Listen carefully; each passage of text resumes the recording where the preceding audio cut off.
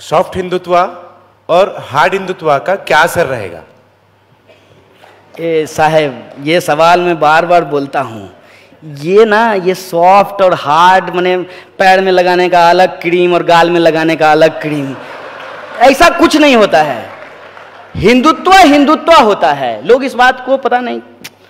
ये एक ट्रैप है सर, और ये ट्रैप जो है खुद रूलिंग क्लास के द्वारा हमारे सामने बिछाया गया है कि ये ट्रैप हम ऐसे चलें कि हमको शशि थरूर जो है वो सॉफ्ट हिंदुत्व दिखे और मोदी जी जो है वो हार्ड हिंदुत्व दिखे। ये ट्रैप है।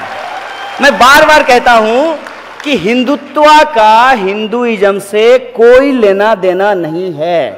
हिंदुत्व का हिंदू धर्म से कोई लेना देना नहीं है। वो सिर्फ और सिर्फ हिंदू धर्म के सिंबल का इस्तेमाल करता है अपने पॉलिटिकल पावर को कैप्चर करने के लिए, और सोसाइटी के भीतर जो इनइक्वालिटी है, जो इकोनॉमिक इनइक्वालिटी है और दूसरे तरीके के जो इनइक्वालिटी है, उसको टिकाए रखने के लिए वो हिंदुइज्म के सिंबल का इस्तेमाल करता है। फॉर एग्जाम्पल मैं आपको बताता हूं, योगी जी जो हैं वो भगवा पहनते हैं। भगवा रंग जो है वो बीड़ों का रंग होता है। 10 आदमी मिल करके गाय के नाम पे किसी के इंसान को पकड़ करके रात के अंधेरे में मार दे, ये बीड़ का नहीं, ये कायर का काम है। ये बात हमको समझना चाहिए। इस देश में भगवा रंग जो है वो महात्मा बुद्ध के छीवर का रंग रहा है, और महात्मा बुद्ध जो है वो सत्य और अहिंसा की बात करते थे गांधी से भी पहले। इस देश में भगवा रंग जो है वो संभाजी महाराज और साहू जी महाराज का रंग रहा है, वो वीर शिवाजी का रंग रहा है। और ये लोग जो है उस भगवा रंग का इस्तेमाल करके उस सुर्ख रंग की बात जो है वो इस्लाम में भी की गई है। सुर्ख रंग को बहुत ही बेहतरीन रंग माना गया है। इन रंगों और प्रतीकों का इस्तेमाल करते हैं वो अपनी नाकामी छुपाने के लिए। और योगी जी की चर्चा हुई तो एक बात हमको बता दीजिए। ये कहते हैं कि हम राम भक्त हैं। इनकी सच्चाई मैं आपको बताता हूं। ये जिस मठ के महंत हैं उस मठ को नाथ संप्रदाय का मठ कहा जाता है।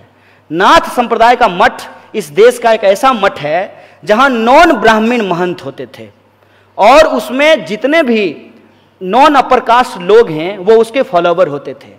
और नाथ संप्रदाय को निर्गुण संप्रदाय कहा जाता है। निर्गुण संप्रदाय मतलब जहां भगवान का कोई रंग रूप नहीं होता है, निराकार ब्रह्म होता है, साकार ब्रह्म नहीं होता है। जैसे इस्लाम के अंदर भी निराकार ब्रह्म की बात की गई है कि अल्लाह ने हमको बनाया है तो हम अल्लाह को कैसे बना सकते हैं, उनका नाक मुंह कैसे तैयार कर सकते हैं। यह निराकार ब्रह्म का लॉजिक है, और यह जो निराकार ब्रह्म का लॉजिक है, इसी लॉजिक से नाथ संप्रदाय वो चलता है। वो नाथ संप्रदाय के महंत हैं और राम जी का मंदिर बनाने की बात कर रहे हैं। ये कितना रेडिकुलस है, इस बात को आप खुद ही समझ लीजिए। और राम जी को जब ये बात कर रहे हैं तो राम के संबंध में भी एक इंटरेस्टिंग बात बताऊं। राम जी अपनी सौतेली माता के लिए, अपने सौतेले भाई के लिए राजपाट छोड़ करके अयोध्या से जंगल चले गए, और योगी जी जंगल से, उत्तराखंड से लखनऊ आ गए मुख्यमंत्री बनने के लिए। ये लॉजिक आपको समझना पड़ेगा कि ये सिंबल का इस्तेमाल सिर्फ और सिर्फ जो है लोगों को मारने के लिए, नफरत की खेती करने के लिए, हिंसा फैलाने के लिए करते हैं। गाय के नाम पे जो है ये लोगों को मारते हैं। गाय तो सबके लिए माता है ना, जो भी उसका दूध पी रहा है सबके लिए वो माता है। तो एक बात मुझे बताइए कि आपको माता जी ने टेंडर दिया कि अरे बच्चा हमारी रक्षा करना? टेंडर तो आपको नहीं दिए। क्या भगवान के यहां से आपको एसएमएस आया था कि हिंदू धर्म खतरे में है, हमको बचा लेना?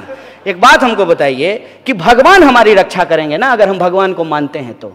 हिंदू धर्म में अगर हमको भरोसा है तो हमको बताइए, हमारे सारे देवी देवता के हाथ में हथियार है, सबके हाथ में हथियार है, तो रक्षा स्वयं कर लेंगे। किसी के हाथ में गदा है, किसी के हाथ में त्रिशूल है, किसी के हाथ में फरसा है, अपनी रक्षा वो स्वयं कर लेंगे। आपको उसकी रक्षा क्यों करना है? क्योंकि राम के नाम पे चंदा लेकर के 1100 करोड़ का हमको दिल्ली में ऑफिस बनाना है, इसीलिए हम राम का नाम लेते हैं। राम का नाम लेकर के हमको नाथुराम का मंदिर बनाना है, इसलिए हम राम का नाम लेते हैं। ये जो साजिश है, इस साजिश को आप समझिए। सॉफ्ट हिंदुत्व और हार्ड हिंदुत्व कुछ नहीं होता है, ये एक माया जाल है। और ये माया जाल इसलिए क्रिएट किया गया है कि इस माया जाल में आप फंसिए। सांप जो है ना जहरीला होता है, छोटा सांप हो या बड़ा सांप हो, बच्चा सांप हो या बड़ा सांप हो, काट लेगा तो मर जाइएगा। इसमें सॉफ्ट और हार्ड करने का क्या जरूरत है? और इंटरेस्ट, आखिरी बात मैं इस संबंध में बोल दूं कि ये ट्रैप इस तरीके से है कि आपको अटल बिहारी वाजपेयी की तुलना में आडवाणी जी हार्ड दिखेंगे, और आडवाणी जी की तुलना में आपको मोदी जी हार्ड दिखेंगे, और मोदी जी की तुलना में जो आपको योगी जी हार्ड दिखेंगे।